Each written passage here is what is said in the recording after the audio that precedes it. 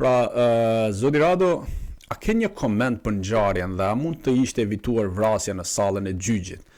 Pasi ju keni bërë edhe një analizë të gjatë për këtë ngjarje ku ngrin disa probleme dhe propozoni edhe zgjidhje.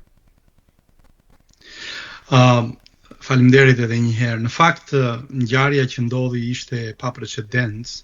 Dihet kronika e zezë shqiptare është për fat keq e pasur, sidomos në këto 30 e ca vitet e fundit që me të drejtë ju i prekët, por asnjëherë nuk ishte ndodhur në historinë e shtetit shqiptar që një gjykatës të vritej në sallën e gjyqit.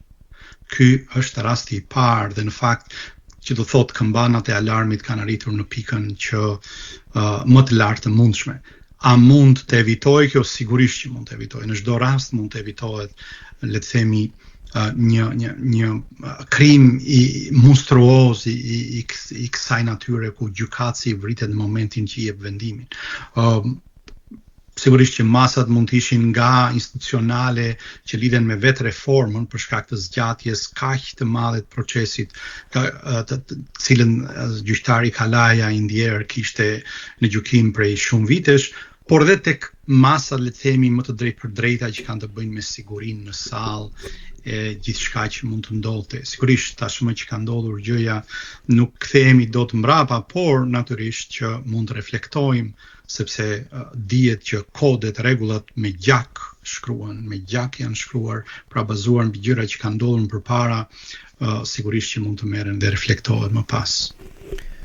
Në fakt është e vërtet, por ajo që më shqetësoi edhe më shumë se sa ajo që ishte ngjarja, kuptohet, është se pas vrasjes reagimet në rrjetet sociale ishin tronditse. Shumë njerëz shprehin mbështetje për autorin. Ku mendon se po shkon shoqëria shqiptare? Çfarë e shtyn një pjesë së saj të arrijë këtë pikë?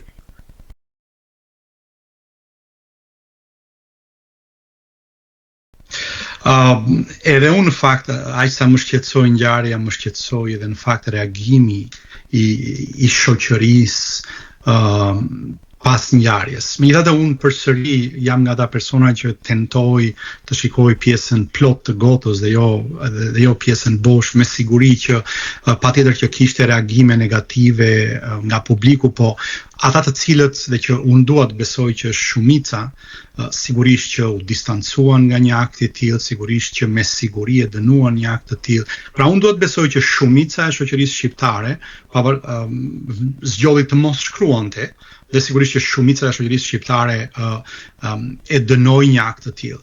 A ka njerëz të cilët, siç ju me të drejtë thoni në komente, të papranueshme, patjetër që ka, dhe kjo tregon në fakt problematikën jo vetëm lidhje me sistemin e drejtësisë, por problematikën në lidhje me mendsinë e shoqërisë shqiptare që me siguri duke ardhur nga një nga diktaturat më të egra, regjimin ateist o komunist të Shqipërisë, një nga më të tmerrshmit e Evropës, i krahasueshëm ndoshta siç thonë edhe disa ekspertë vetëm me Korenë e Veriut, sigurisht që kjo ka lënë absolutisht pasoja të rënda në mendsinë e brezit që është rritur në atë periudhë, por edhe në mendsinë e atyre që kanë qenë të vegjël në atë periudhë dhe që reagojnë kështu tani. Pra, dua të them që pa diskutim faktori kryesor i atij lloji reagimi lidhet që me formësimin e kulturës së individit dhe të shoqërisë në shoqërinë shqiptare,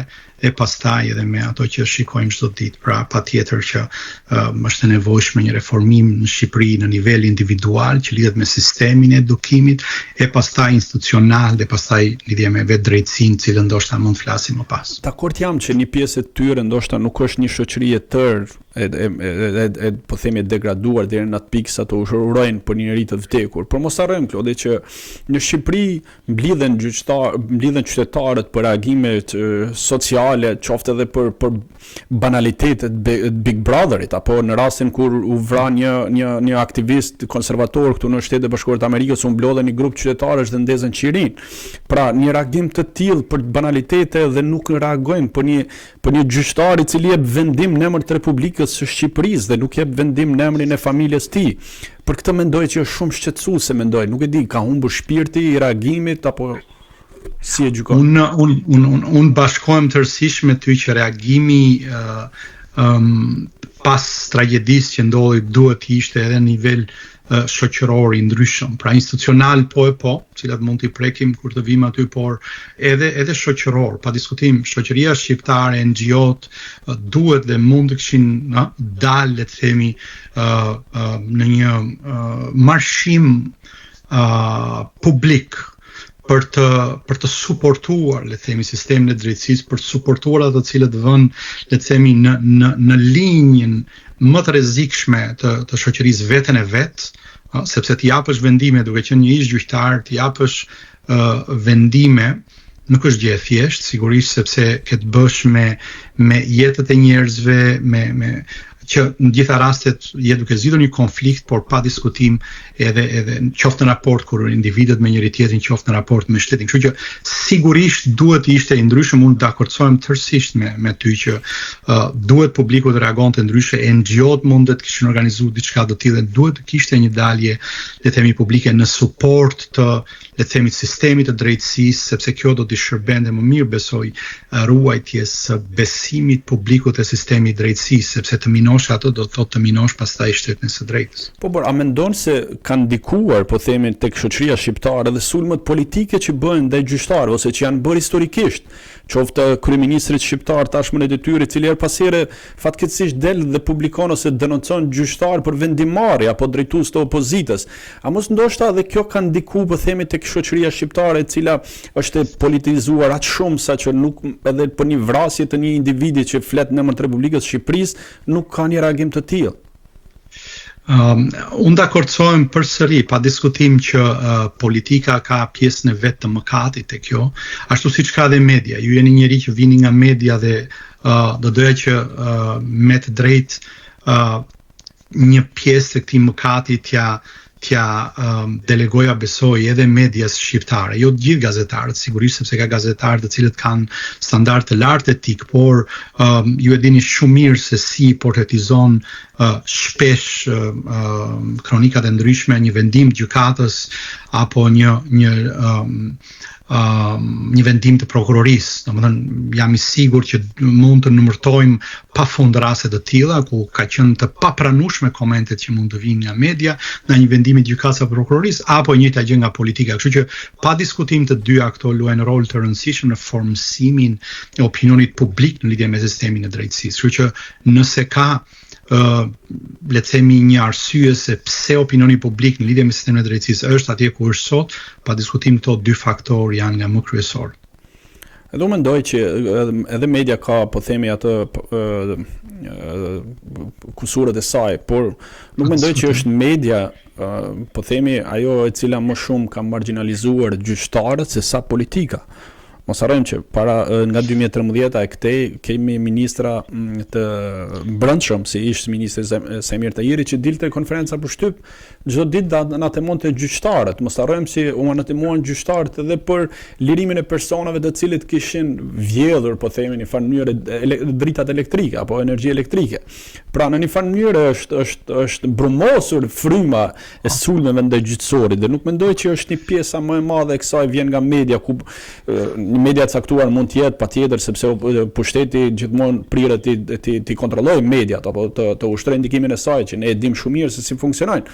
Por unë mendoj që më shumë është sulmet politike dhe individuale, qoftë edhe te kryeministri i vendit apo edhe sulmet e opozitës që drejtohen në emër mbi emër të prokurorit gjyqtarëve, se nuk mendoj që nuk mund të jetë kryeministri personi që do të gjykojë vendimarrjen e gjyqtarit. Ka shkallë hierarkike, shkallë të gjyqësorit, të cilat mund të gjykojnë vendimarrjen e gjyqtarit, por jo legislative. Shko, Flamur, unë dakordsohem dhe nuk jam kundra që, pa diskutim, politika ka pjesën më të madhe të mëkatit e kjo. Por pse nisa me media? Nisa me median sepse nëse media nuk do të transmetonte se çfarë del një politikan dhe thot për të goditur gjykatën apo prokurorin, sigurisht që publiku do të kishte më pak mundësi për të keq informuar nga kjo. Për shembull, si mund të vesh ti vësh mikrofonin, le të themi, një politikan i shqiptar i cili del si i pandehur nga salla. Domethënë, ju e dini rastin Trump, me vendim gjykata ndaloi publikimin e tij, jo vetëm në media sociale, po të flasi me media. kishte vendim gjykate për atë dhe ai s'mund, sigurisht donte të flisë dhe mund të flisë, po flasim për ish president dhe presidentin e Shtetet Bashkuara të Amerikës. Pra, që do të thotë standardi aty ndërkombëtar për këtë gjë është, pra nuk do të thotë që nëse politikanët për një arsye kanë hedhin balt mbi një prokuror apo mbi një gjyqtar, për shembull rasti më klasik që dua të kujtoj tani është rasti për shembull ndaj zotit Veliaj.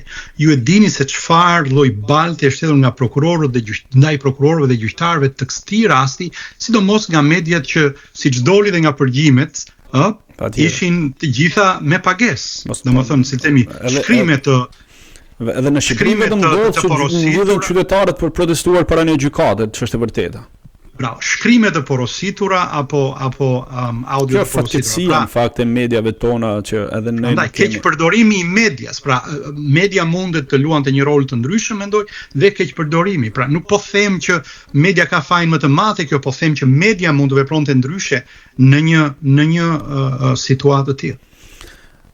Këtë drejt sa gjëra edhe neve kemi ato dëmët apo pjesët e vet, por unë prap jam i bindur që pjesa më e madhe është edhe mungesa e komunikimit, mungesa e institucioneve, sepse ju e përmendeve drejt rastin e presidentit Trump, por sistemi funksionon këtu. Në momentin që urdhëron gjykata për të bërë diçka, zbatimi nuk diskutohet, ndërsa në Shqipëri është e diskutueshëm, vazhdon edhe sot dhe kësaj dite, qoftë edhe nga fakti i vendimarrjeve kontradiktore apo ku e di unë se çfarë.